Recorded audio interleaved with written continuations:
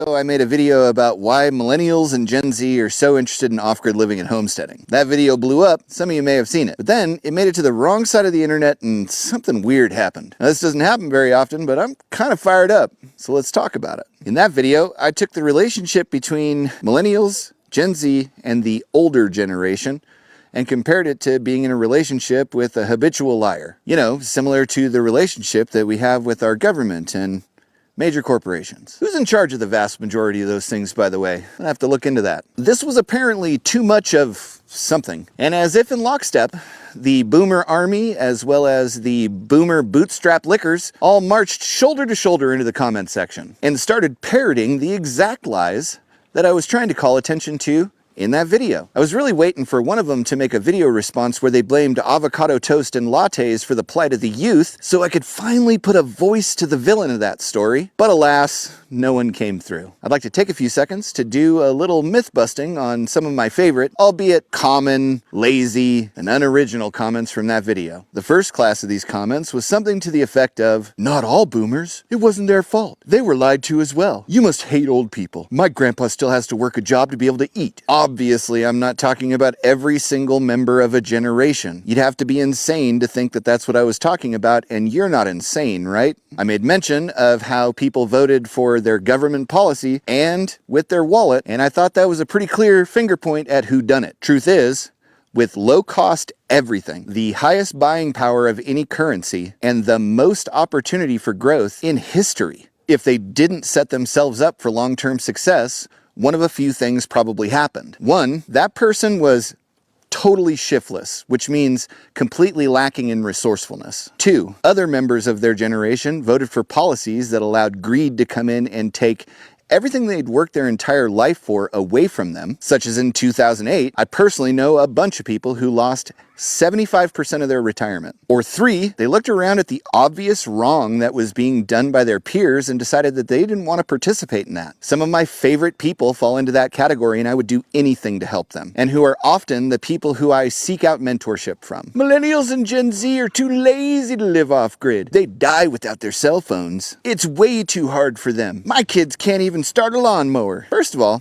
whose job was it to teach your kids how to start a lawnmower? Secondly, who says they can't have cell phones, or tablets, or laptops, or even desktops?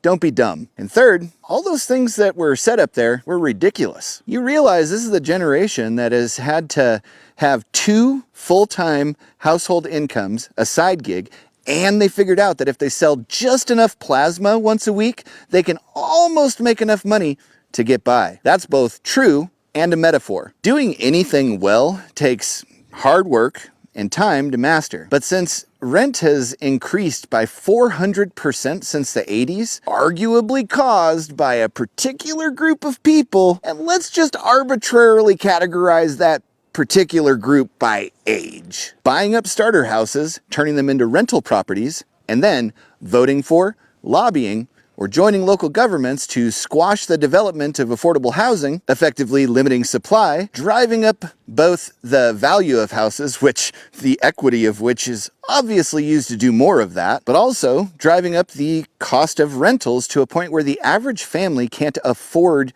to be a family and still live under a roof. When that's the reality, they have to spend all their time working on making that happen, rather than mastering anything or really spending any time doing any of the things that make life worth it. So I'm going to let you in on a little secret. The first couple of years of setting up a homestead from scratch requires a tremendous amount of work. But if you set up the right systems in the right order, you can get to a point where you're just basically patting the ball. We spend about 2 hours a day working on the homestead stuff that we have to do. Sometimes it's more, but average it out over the entire year, 2 hours. The rest of that time we spend doing whatever we want. And all of those things are optional. Your lifestyle is so expensive, brother. You can only do that because you make that TikTok money. That one cracks me up. Allow me to regale you with a story. We have been making videos about this lifestyle for 10 years. In September of 2023, this account was the first of any of our accounts to ever get monetized. And since then, we've made a total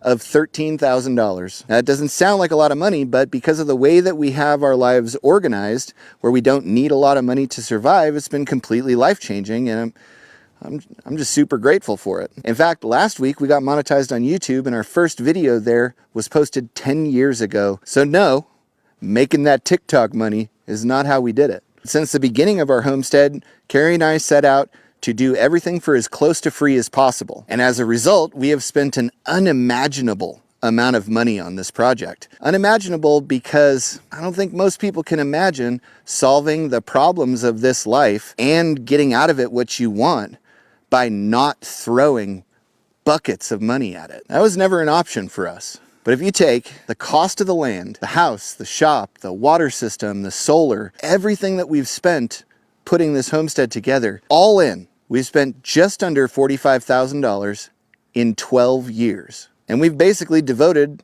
pretty much all of our free time to showing others how to do the same. Now, with all that in mind, how much do you pay a year in rent? And how much of your life do you spend accumulating that? I'll probably make a part 2 to this video because there are some fascinating negative comments from that last video. But this one's getting a little long even for me. The point is, there was a time when life did not require what life requires now. There was a point in history where the distribution of prosperity and opportunity and the affordability of life changed for the worse. And there has been one generation who, unlike any generation before or since, was handed a perfectly polished ladder to success. And when they got to the top of it, rather than extending it for the next generation, they used their footing to pull it up behind them. And for the most part, these are the people that are still in charge today. All this, and you mean to convince me that boomers played no part in the current difficulties of the younger generation, and that everything they did was for the future, for their children? Yeah. It's no wonder millennials and Gen Z are interested in finding a different way forward, because they're fed up. And the reason you attack them is because you expect them to take care of you in the future despite all this. And they're not gonna. For all the millennials and Gen Z that are watching, I'd like this to serve as an acknowledgement that you were cut a raw deal, and that wasn't your fault. But taking what you got and turning it into a life worth living for you and your family, that is your responsibility. I just hope the videos that we make can help you do that.